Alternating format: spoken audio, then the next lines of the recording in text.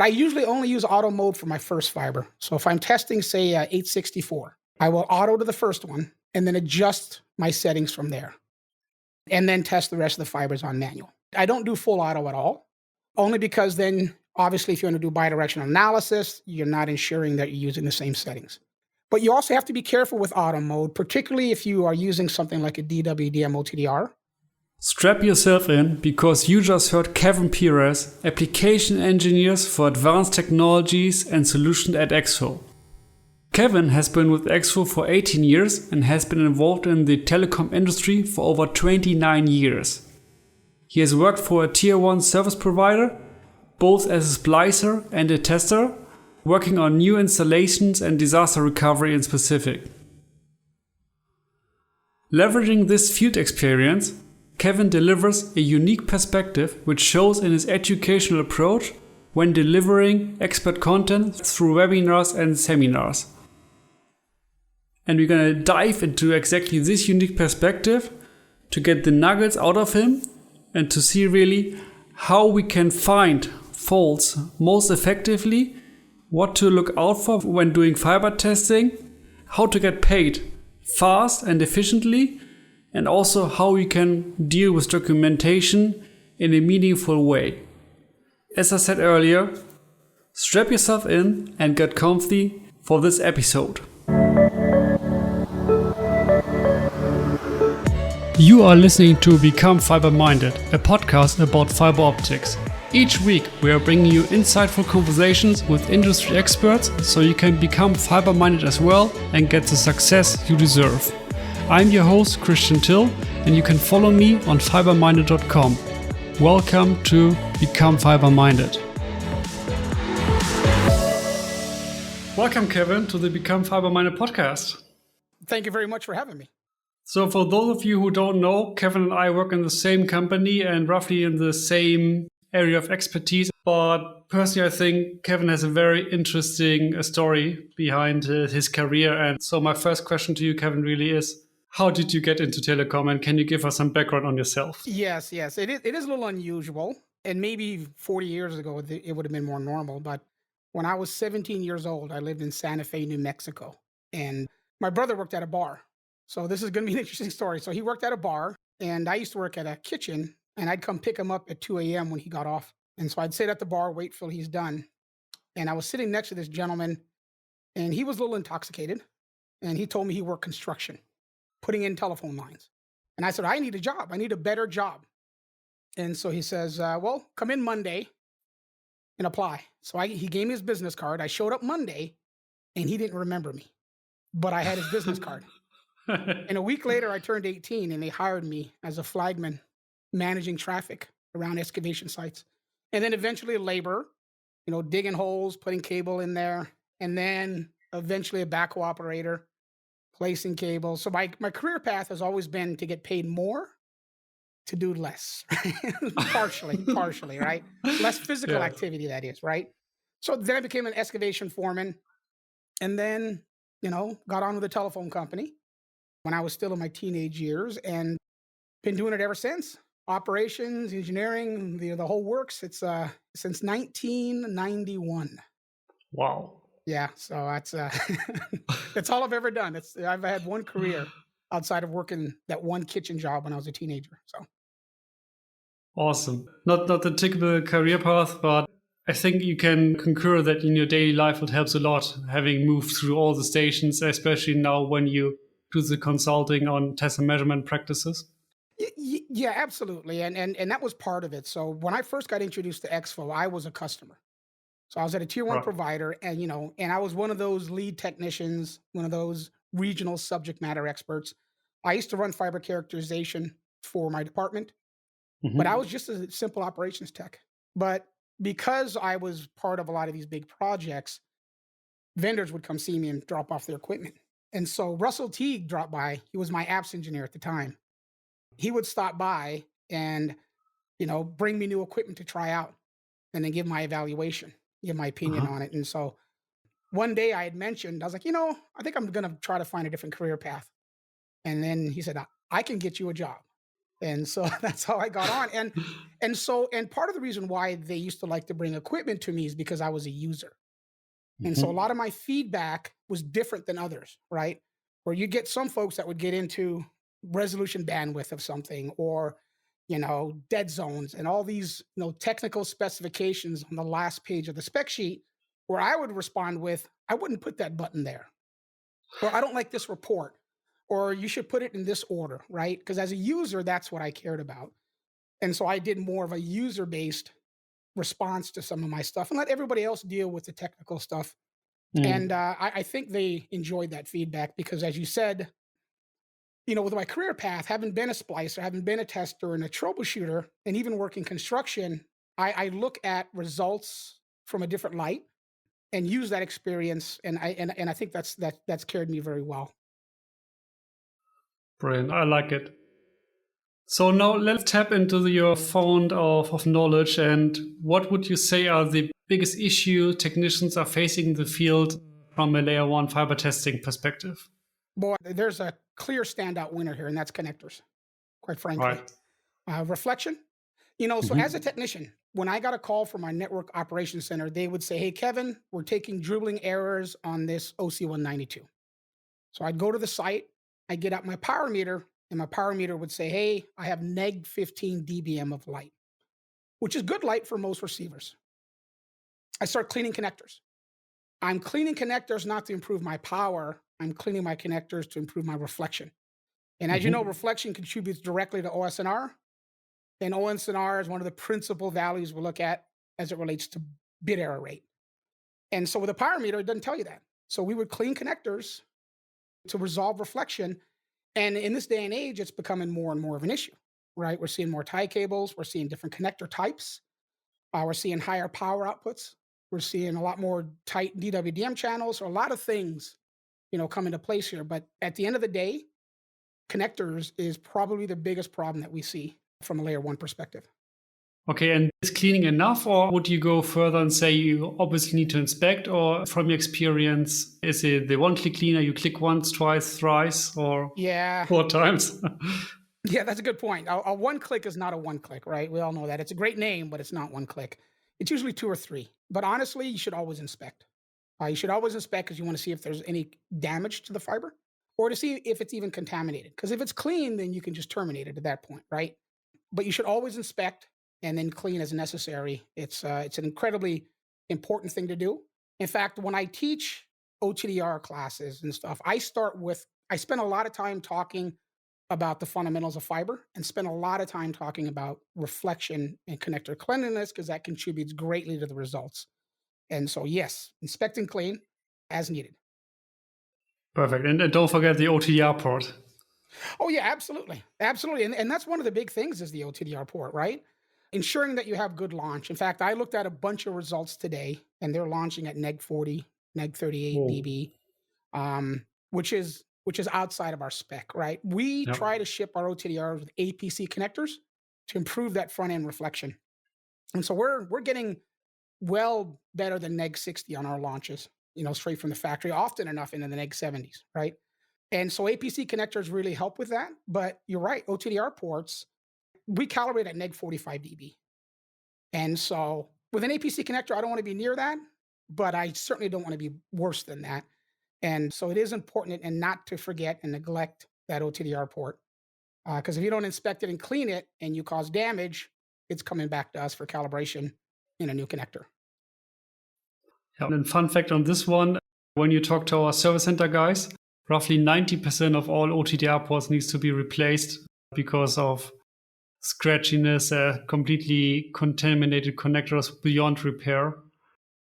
And for me, this is one of the things where I say, okay, you invest that amount of money into your OTDR equipment, so please take care of it. Yeah, absolutely. And it's not just OTDRs. When I worked for the tier one provider as an operations technician, Mm. you know, most of the times, we'd get out there. I talked about cleaning the connectors and chasing dribbling errors, as we used to call it, trying to find that dribbling error. And you get to the point where back then it was fixed optics. So we would replace the whole circuit pack. So we'd have a whole closet full of spares. We'd find the right wavelength. We'd put in a new circuit pack. The errors would go away. We'd send the circuit back to Nortel or whomever it was at the time, and then they would send us a no fault. Basically, they clean the connectors.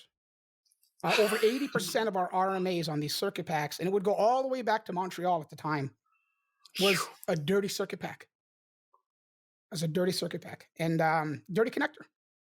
It was fixed optics. You sit there and try to clean it with the little. This is before the one click, right? And so the little swabs, and those had limited capabilities or were folks, as far as the, how well they cleaned. And so, yeah, you can't stress it enough for sure. If you say now the one-click cleaner is one way, what do you think about air pressure or any kind of other cleaning tools? I'm kind of hesitant with a little bit with air pressure myself, only depending on the environment that I'm in. Right? It may be something to help clear away some debris, but that wouldn't be my final cleaning if I was using it. Right? Because I'm really worried about stirring stuff up. And be careful with air pressure because depending on where you're spraying it and the kind of. I remember once I had a PC that I was cleaning, canned air, and I damaged some of the components somehow. I let the fan spin too fast, and so you have to be careful. But as far as for cleaning, I'm a big fan of the hybrid method. Wet to dry. So if I'm going to expose myself to a connector, I prefer to do wet to dry. So I like a dry tissue with a little bit of the cleaning solution on there. And I prefer fiber cleaning solution that isn't, hydroscopic, right? Yep. And then I hold it in the wet area first for just a second, and then I pull it into the dry. And to me, that's the best way to clean. And if I was turning up a new system or cleaning connectors in a real environment, then I would do it that way. Perfect. And you mentioned already also the OSNR, and you jumped a little bit over it. Just for the audience, could you briefly explain what you mean with OSNR and what the impact is and why you should measure it? Yeah, so OSNR is optical signal to noise ratio. So you use something like optical spectrum analyzer to look at these values, right? And from a very high level, it's basically the amount of noise you have compared to your signal, right? And so different systems will have different capabilities on the level of acceptable OSNR. But OSNR contributes directly. It's one of the principal contributors to a healthy bit error rate test.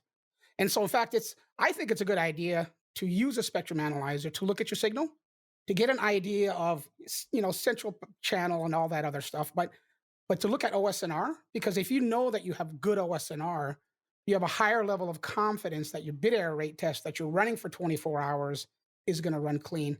And so that's something that I strongly recommend. And here in the U.S., unfortunately, it's interesting looking across the world on testing that's done.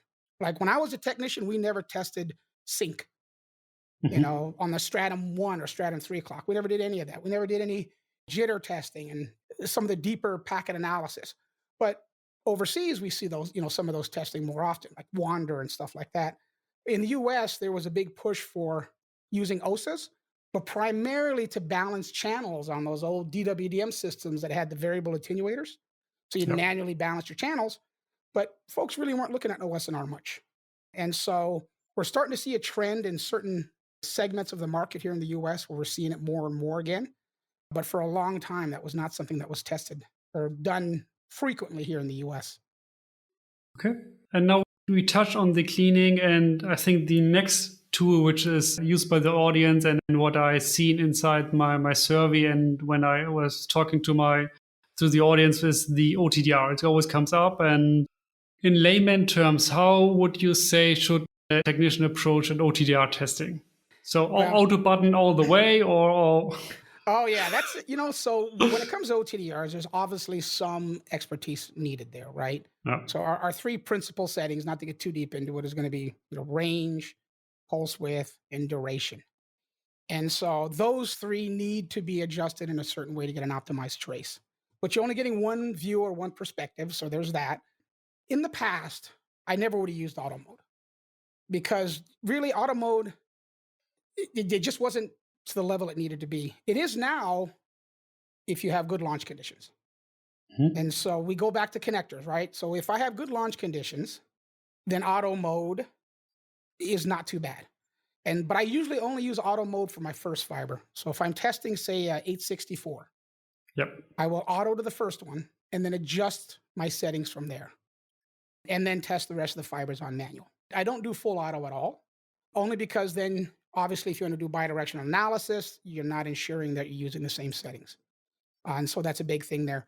If you're just trying to find a backhoe sticking up out of your cable, it'll do it, right? So if you're trying to do distance default, then that'll work fine. But really, auto is where you might start and then proceed from there. But you also have to be careful with auto mode, particularly if you are using something like a DWDM OTDR. Because if you use auto mode too close to, say, a transceiver like an SFP, a particular DWDM transceiver, that auto mode can damage that transceiver. And so that's where you have to have some sort of expertise involved there. Because auto mode starts with a very large pulse width, so high energy, and then it scales back. So that initial burst can damage some transceivers. So you have to be careful there. Yep. Most folks are not aware that it actually starts with a 20 microsecond pulse in order to do the first ranging, and then it scales down. Now, we also have seen that in the last 10 years, I would say, it's also a more intelligent way to do OTDR testing. Yeah. What do you think about these kind of technologies? So I'm a big fan. Well, I've become a big fan of that. How about if I say it that way? When these types of applications came out, that like IOLM, that basically, well, you want to say auto OTDR, but it's way more than that. And so when it first came out, I felt very Skynet about it. But I've really, over time, I've come to appreciate it, especially with all the additional functionalities and tweaks that we've done to it over the last, believe it or not, 10 years. 10 years. And it seems like almost yesterday, right? And so we can say new, but it's like, it's like those tiny little ice cream of the futures, right? Those little frozen balls that they have.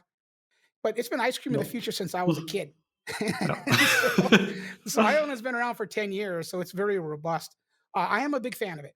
I mean, obviously, it's important to understand OTDR theory, the theory of what's testing and the why something is bad, because it'll tell you clean the connector. It'll tell you there's a pinch, right, or a suspected pinch, a suspected. So it'll point you in the right direction for actionable items.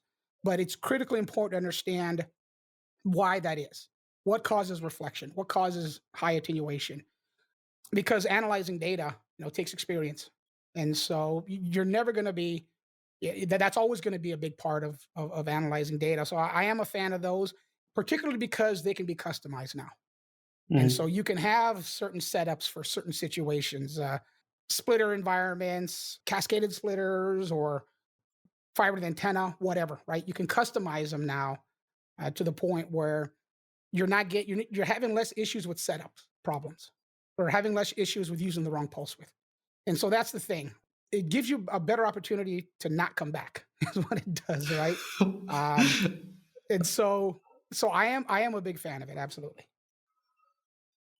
Good point, especially from your standpoint, where you have the experience and you grew up with the old school way. And this is what I see also when my discussions, that the technicians who have really been used to the way for 10, 20 years, they are now moving to a more intelligent way, because in the end, as you said, it's all about avoiding this additional shock roll. So not having the right setups, for example, as you mentioned on the bidirectional trace analysis, if you overlay the traces, different pulse with different settings, and then you say, dang. Yeah, and one of the great things with multi-pulse acquisition is, so right now if you use an OTDR, which is a powerful tool that's not going to go anywhere. I'm a big fan of OTDR. I'm not taking away from that. But with an OTDR, if you're going to shoot a long span, say 100 kilometers, if you can see something at 100 kilometers, you're not going to see something at 10 meters, right? Because the resolution needed, the pulse width needed for that distance on an OTDR is longer than that short event, right? So that's why you do a second shot. They call it a panel shot or a front end connection shot to look at that beginning of the fiber. Where IOLM, because it allows the ranging, and it goes through different pulse widths, you're always able to see something at 10 meters and see something at 100 meters, and 1,000 meters and 100 kilometers, because it does allow that. And so that is very powerful. That is very powerful. Yep, and the same principle is true if you measure an FTTH, because in FTTH you have your splitter architecture, and the 1x32 splitter will have roughly 17 dB of loss, and therefore, again, you need different pulses in order to measure until the splitter, and definitely a long pulse in order to go over the splitter. Yeah, and so it's important to have a short and a long pulse, but it's also important to have intermediate pulses, right? Mm. So you can see, so you have the ideal pulse width for the center of the fiber, the center of the network, closer to the end, closer to the middle. Because 5 nanoseconds is going to be great inside the office and for the first few kilometers. And 10 nanoseconds will stretch that out even a little bit more, and 50 will stretch that out even a little bit more. So you're getting more and more information as you scale up your pulse width until you get to the maximum pulse width that's needed for that span. So you're able to get really good information doing it that way.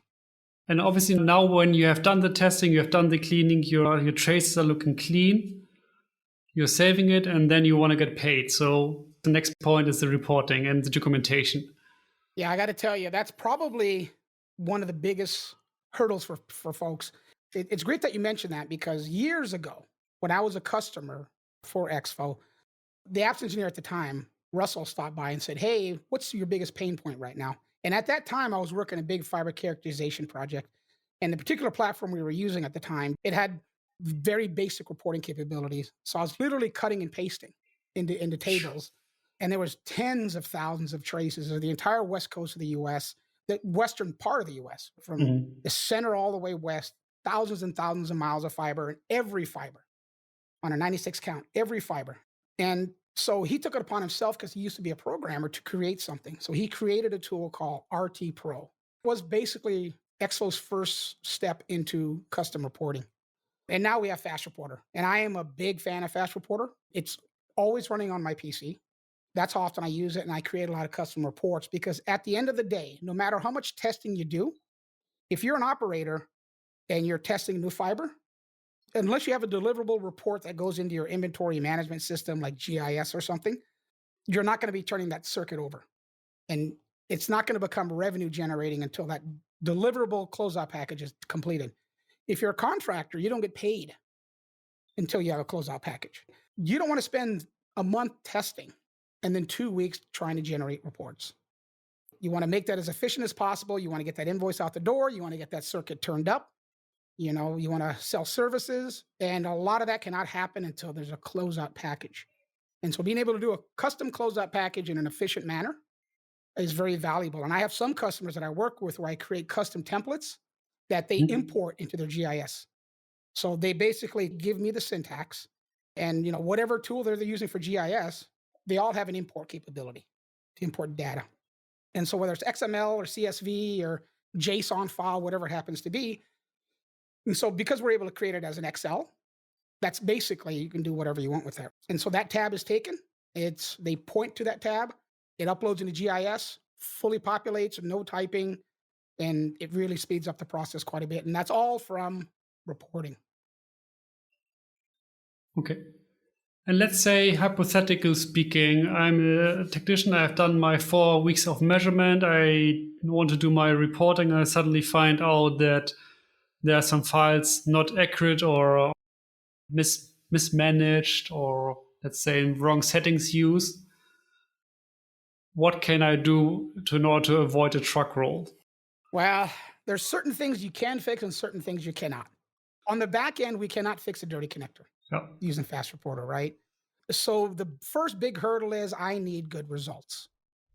And so that ties into the beginning of our conversation earlier with reflection and connectors and all that stuff. So understanding, that you have good results.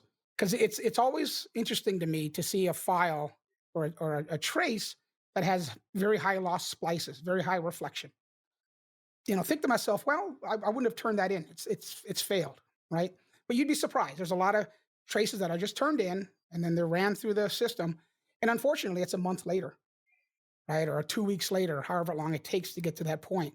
But if it comes to anything that has to do with results, right? We can't change attenuation and reflection within Fast Reporter to make it better, right? It's good or bad. But we can adjust index of refraction, detection thresholds, thresholds in general, fixing all the file naming conventions. Mhm. So some people name something 01, fiber 01, somebody else is fiber 0001, right? So things like that to get all that syntax cleaned up, we can do all of that. But as long as we have good data. So it all starts with that. Perfect. So no copy pasting and renaming. Well, I mean, it can be done, but you certainly should not.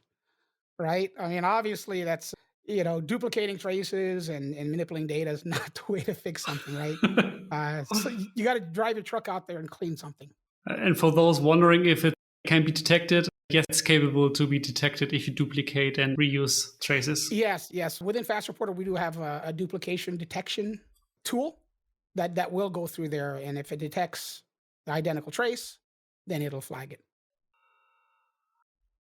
Okay, so we have created the closeout package. It was accepted by the operator. I get paid. The circuit is getting turned up, so everything is working.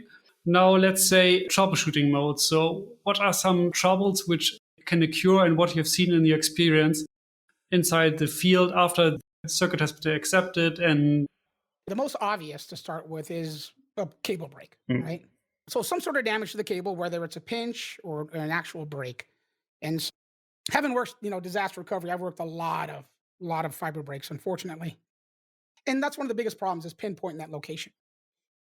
Looking at your outside plant map, particularly in a metro environment. So you're going through downtown areas, and I can't tell you how much time we spent trying to pinpoint something that does not have obvious damage. If we don't see soil disturbed, if we don't see a pole laying on the ground, something obvious, right? A backhoe sticking up out of the cable. If we don't see any of that, then it can get complex. And so that's where an OTDR IOLM comes into place, right? To help you do that precise fault isolation. And there are some tips and tricks to that. So during some of my more advanced training, I talk about adjusting index of refraction, Mhm. adjusting the helix factor and those types of things to more precisely do fault isolation, right? And because keep in mind, we are shooting fiber length, so optical length, not sheath footage. And so the two different things, as a cable lays in the ground, it's sheath footage. When you're measuring with a test set, it's optical footage. So if there's a twist or helix or anything to that, you're going to be off a certain percentage. So understanding that and being able to compensate and troubleshoot to that, that's one of the big first obvious problems is some sort of fault on the cable itself, right? And a more common one would be dirty connectors. Again, reflection Again, issues, yes. right? Yeah, reflection issues. If you have good power and you get bit errors, it could be a reflection issue. So being able to test for optical return loss on a span, so that's kind of your span reflection, so to speak, or using an OTDR or IOLM to isolate individual reflection of connectors. And so that's the second step, right? That's, and you'll see that more than anything else. So I think, making sure that technicians that only have a power meter understand they're only looking at half of the problem, right? So I often say, and I oversimplify this, but in today's age, and I'm assuming you're putting in new fiber, Mhm. if you don't pinch the fiber and you clean the ends, it should work from a layer one perspective, right? I mean, obviously there's CD, PMD, and some other issues that come into place, but to a very large degree, if you don't pinch the fiber and you clean the ends, it should work, right? We're not worried about because I used to work on twisted pair and early DSL and voice lines. A lot of things cause noise. Wet cable, in-cap splices, compact fluorescent light bulbs, microwave ovens, all kinds of things that can cause noise. But when it comes to fiber, when it comes to chronics, so chronics is these issues that chronically impair a system. The biggest chronic that we have is reflection. So being able to troubleshoot that. So if I have good power, then I might focus on reflection. If I have low power, then I'm looking for pinches or something that would cause it for the power to have changed, right? And so those are the most common two issues when it comes to physical layer. Okay. And so in the U.S., we're seeing a lot of rodent damage, squirrel chews. Uh-huh. We're doing a lot of overlash cable, so aerial deployments, and there is a ton. There is a ton, and in fact, in one Texas city, I think they're getting 15 a week What? from rodent damage.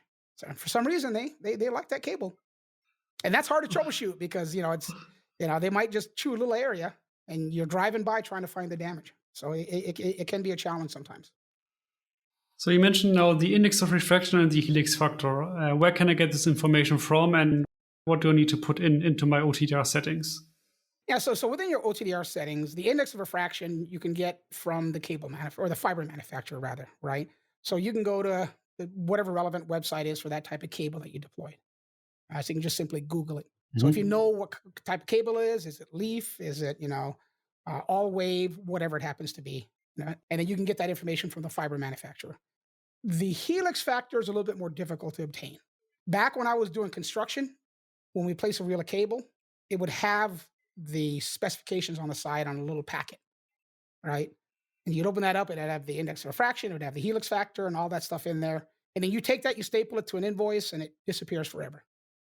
So getting the helix factor might be a little bit more complicated, but you can also get that from the cable manufacturer, right? You can reach out to them, tell them the count of the cable, the type of cable. There's a lot to it, right? It's just more than just saying I have an 864, right? It's the way that it's cabled. Is it ribbon? Is it, loose? And with a lot of the ways they're doing cables today, it gets even more complex, right? Because they're fitting a tremendous amount of fibers into a small duct, right? They're getting down into, under 2 inches on some of these higher count fibers that fit into some of these older ducts.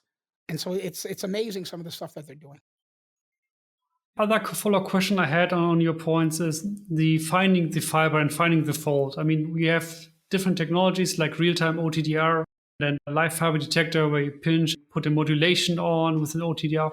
So can you help us a little bit explaining the different steps and then what you prefer?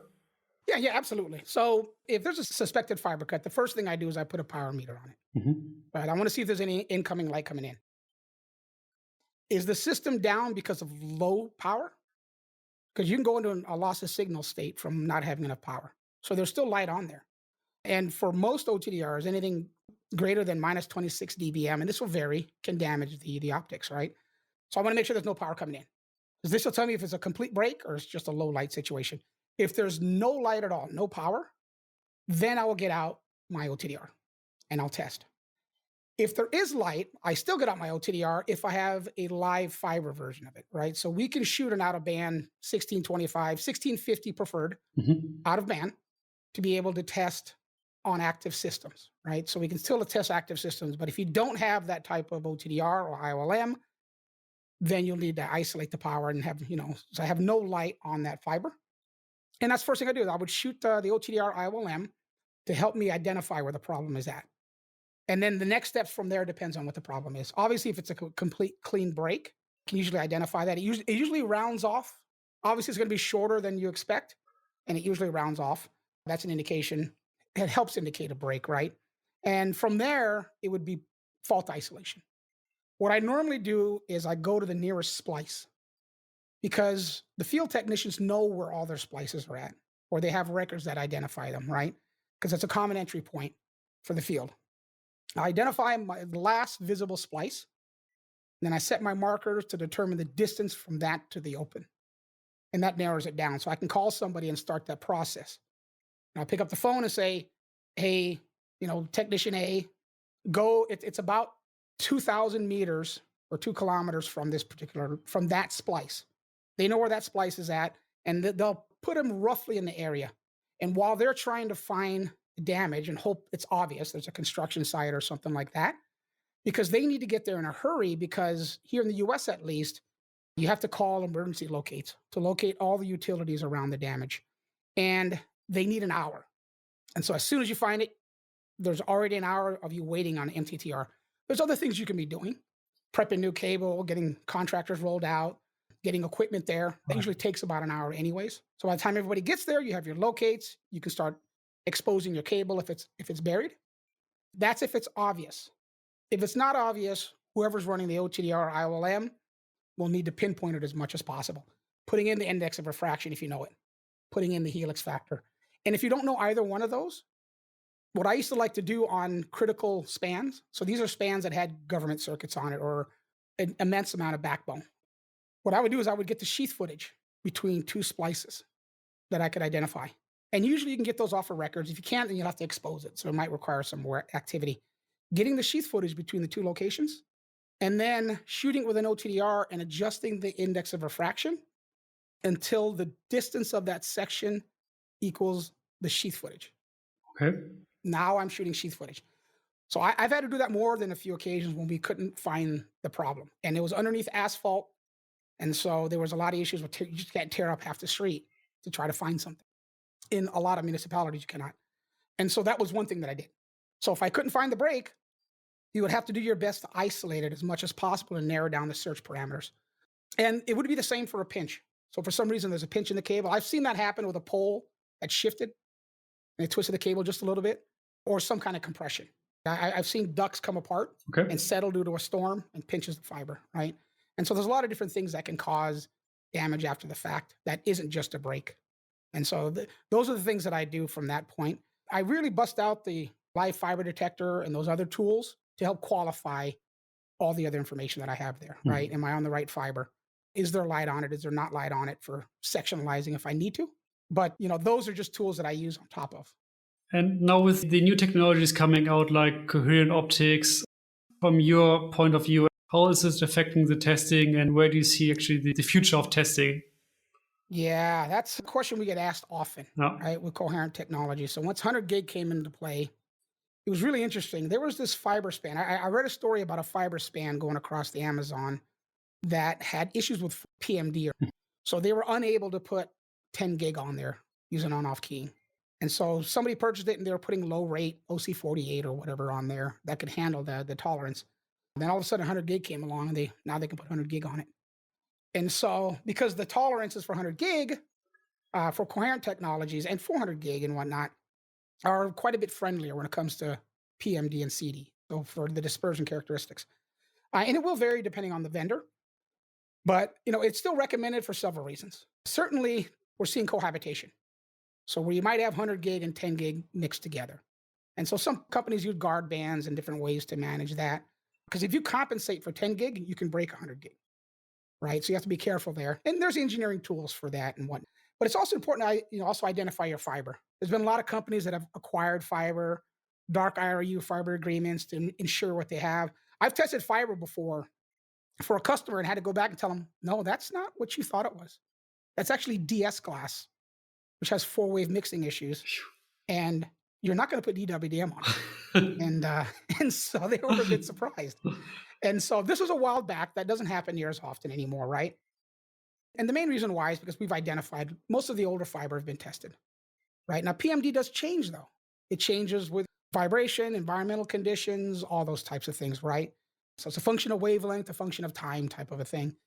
And so we still recommend it.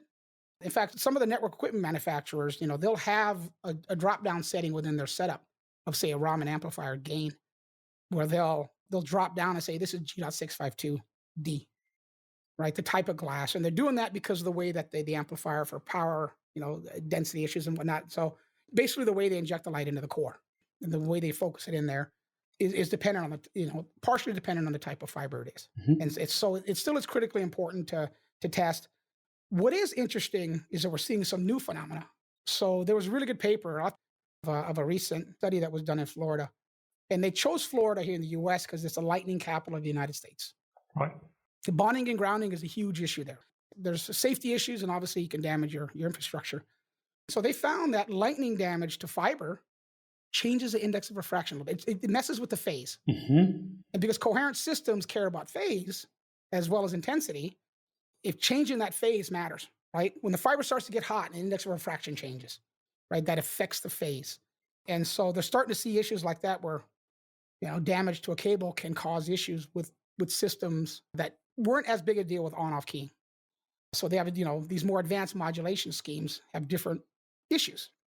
For 400 gig, there's a recent paper I read as well where vibration from railroad cars would mess with the state of polarization on 400 gig systems. Mhm.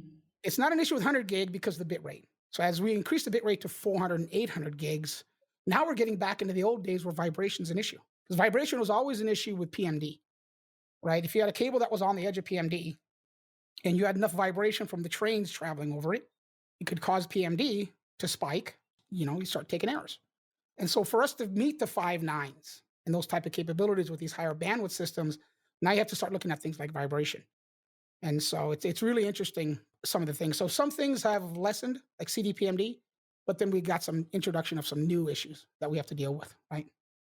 Yeah, and this is also one of the reasons why, if you're a dark fiber provider, for example, and you rent out or lease out your fibers, usually the customers will always ask you for insertion loss measurement, OTDR, CD, and PMD, because they want to make sure that they can run the service they want. Yeah, exactly, especially for dark fiber IRU. So dark fiber IRUs is big in the US again. Years ago, it was a big thing where, a company like Quest at the time would sell 12 fibers of global crossing Mhm. as a long-term 20-year dark fiber agreement plus, right? 20 So the dark years. fiber IR user, yeah, they're long leased fibers, Oh. and they're starting to do that again now, especially for hyperscale, because a lot of people don't want a year-to-year contract sometimes. It can be good for some things. Obviously, it wouldn't be year to year, but short contracts, just because the fluctuation and the uncertainty, right? Now I got to move equipment and stuff at some point if something happens. Or with long-term dark fiber agreements, like these 20-year ones, you basically own it. They have the maintenance, but you're there for 20 years, and so we're seeing for those types of agreements a lot more robust, testing, because they really want to ensure that everything, if we're going to sign on to something for this long, we want to make sure that everything's been fully qualified. And so we're still seeing a lot of CD PMD testing for that. Right. You mentioned on one of the stories finding out what kind of fiber type it is. Now, if I have bought a network and I have no idea on what I bought there actually, what can I do to actually find out what fiber type is buried in the ground? Well, you can dig it up and hope there's a part number, and that partner is still relevant. But really, chromatic dispersion is a good way. Okay. Right. Just physical layer testing in general. But chromatic dispersion would, if you tell you if it's, say, 16 picosecond nanometer kilometer, right? 16 to 18, that tells you it's, G.652. And so you'll have different characteristics for non-zero dispersion shifted fiber. And all of that's in the white paper specs that's included with the index of refraction. And so that's one way to do it. I also like to combine it with loss testing, because that way if I know it's if it's ultra low loss, and we're seeing a lot of that being placed, then I would know that. But really the best way to identify it is just doing a chromatic dispersion test. Right. Thanks, Kevin, for coming on the show. Much appreciated. Absolutely. Thank you for having me. I really enjoyed it. My pleasure. I did enjoy it a lot, and hopefully the audience as well. Good deal. No, that was a good conversation. Wow, I lost track of all the gold nuggets Kevin dropped for us. And I'm fairly certain that I didn't promise too much at the beginning when I said that Kevin's unique perspective will teach us some new tricks and also explain to us how you can actually find faults in the most efficient way possible, what the different settings of an OTDR can be used for, and how you can manipulate them in order to streamline your testing. And as you also have heard, Kevin has a vast experience in documentation and post-processing, and this shows also in his YouTube videos, and I will link his channel in the show notes, so make sure to check these out as well if you want to learn more about this. Like how as a technician I can influence and modify the documentation in order to get paid faster, and how custom reporting can be used in order to feed back into my documentation system, so I have always up-to-date records. We also heard about connector cleanliness and why it's so important. So actually connector cleanliness is influencing the signal-to-noise ratio due to the reflectance coming back to the laser. Therefore, it has an impact on the bit error rate. So making sure that you actually have clean connectors is the best thing independent of the transmission rate. And for a quick check, you can use an OSR to measure the optical signal-to-noise ratio, OSNR, to actually validate if it even makes sense to run a bit error rate test. And with that, thank you so much for listening to this episode of Become Fiber Minded. Make sure that you subscribe on your favorite podcast app or on fiberminded.com to always get the news when new episodes are dropping. And most importantly, if you learned something new, tell a friend or a colleague about the podcast so I can help more people. Be sure to go to fiberminded.com/episode 4 to see the show notes with the links mentioned in this episode. Until next time, keep connecting the world with fiber.